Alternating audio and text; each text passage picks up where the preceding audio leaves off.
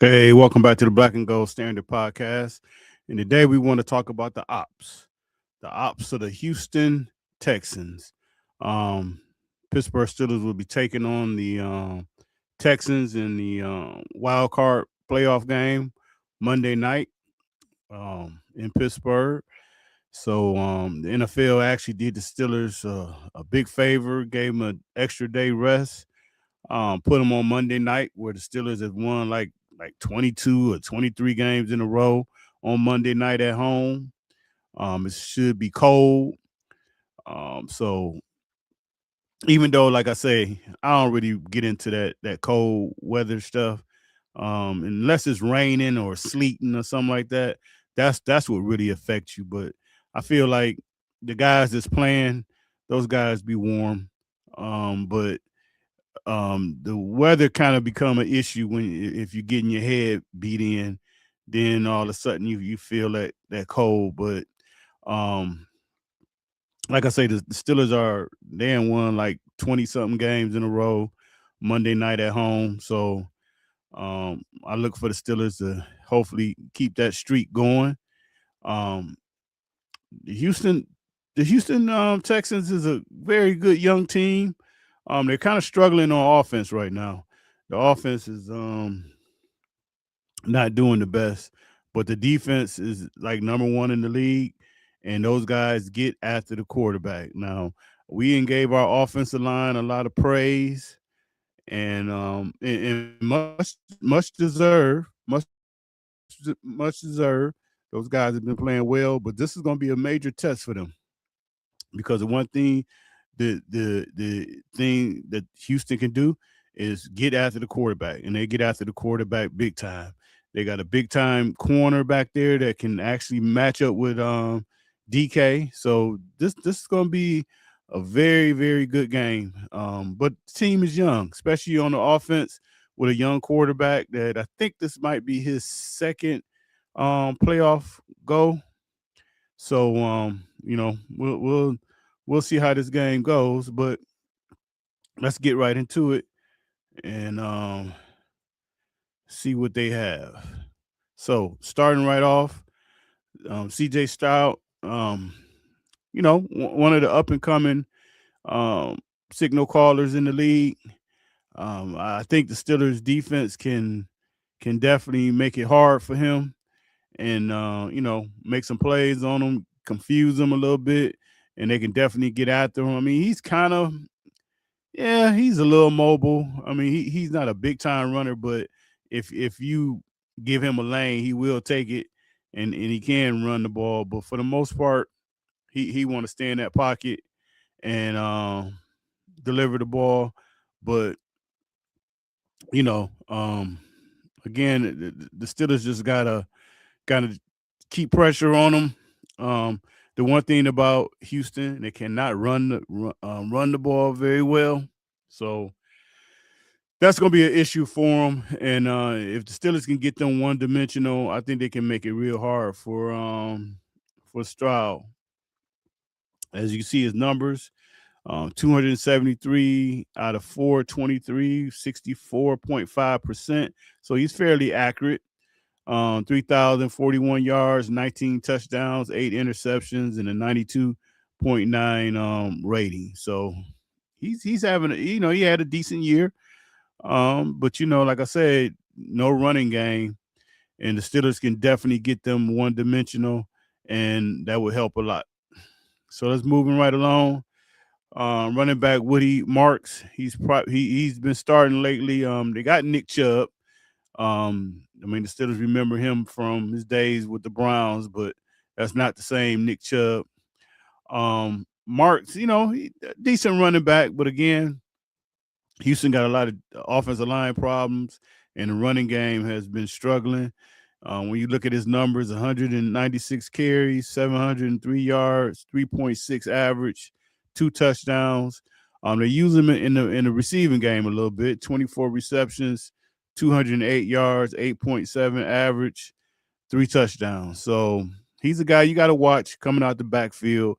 But like I say, the running game should not hurt the Steelers. The Steelers should actually be able to shut their running game down and really get these guys one dimensional, and that should really help. Um, the last guy, wide receiver Nico Collins, a bigger guy, probably Porter is going to be locked on him a lot.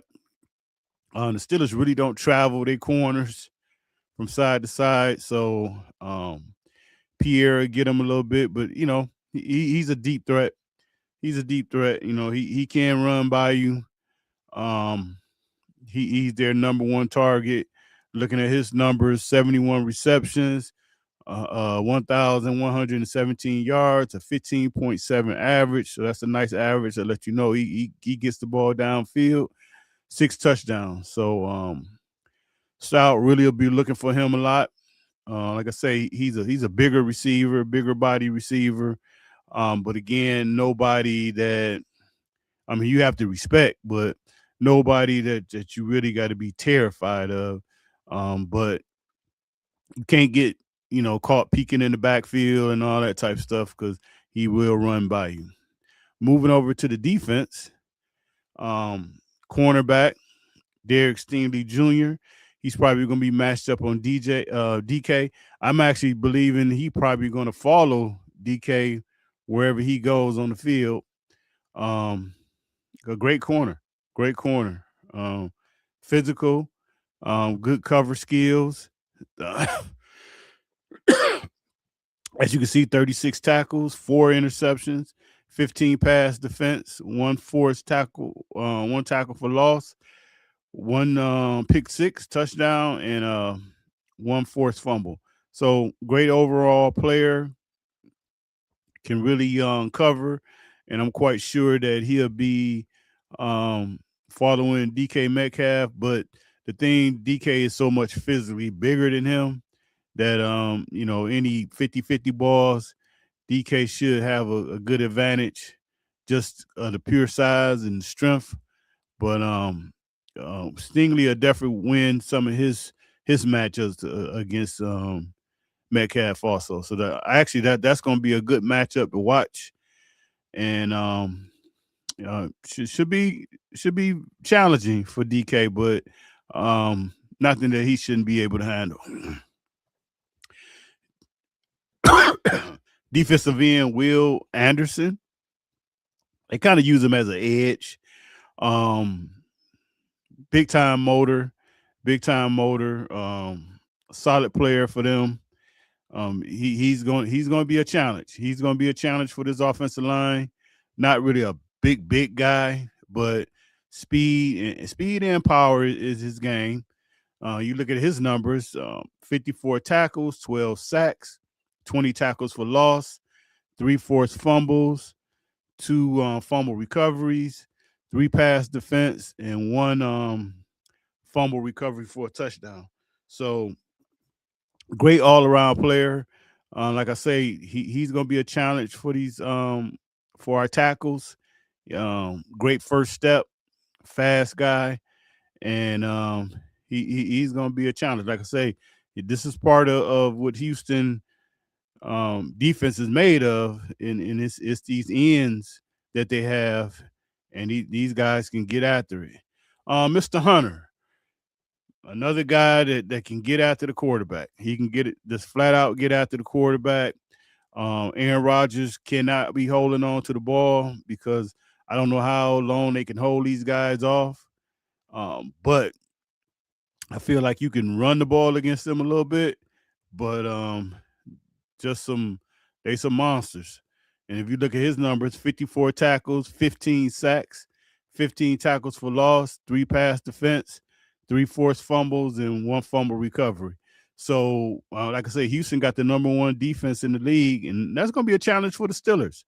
But I just think the Steelers can make Houston's offense one-dimensional, and it's going to be a good game. It's going to be a good game. So, just sit back, get your popcorn, and this is what we wanted. We talked about this in the summer, is to get to the playoffs and definitely try to get out the first round.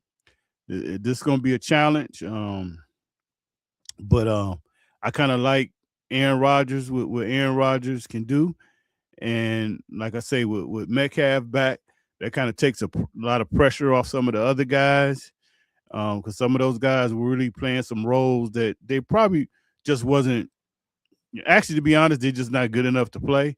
But they did what they had to do, especially last week against the Ravens. So, with that said, that is it for the ops. Just a quick look at Houston Texans and some of their top 6 players. And with that said, just make sure you like and subscribe, and we'll do the matchups tomorrow, and we'll kind of get more in depth about the Houston Texans and also how the Pittsburgh Steelers match up against them. So until then, take care, and I will talk to you later. All right, bye-bye.